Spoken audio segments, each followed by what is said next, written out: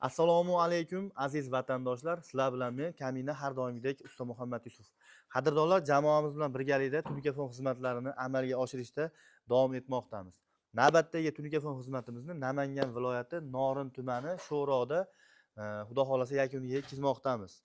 Uyda egasini fikrlarini eshitamiz. Xudo xolasa yoqqan bo'lsa yoqdi deng tog'a, yoqmagan bo'lsa yoqmadi deng. Avvalambor mashhurlarimizga ming-mingtadan rahmat. Hech qanday bizni ovora ham qilmadi, sarson ham qilmadi. Miqiyu, rekasi hammasi o'zidan ekan. Kvadratmetr 135 mingdanmi? 35 mingdan ekan. Biz mana shu nimani qildirdik? Uyda nima deysizlar? Nimani? Tunikafonni.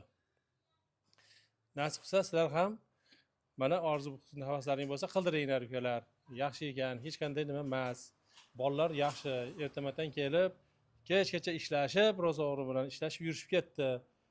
Sog' salomat hammasi. Rahmat katta. Xursand bo'ldim tog'a, endi xursandman ishlaridan.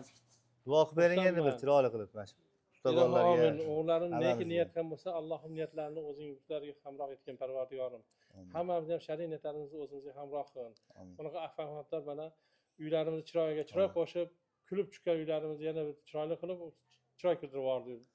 Allohu akbar.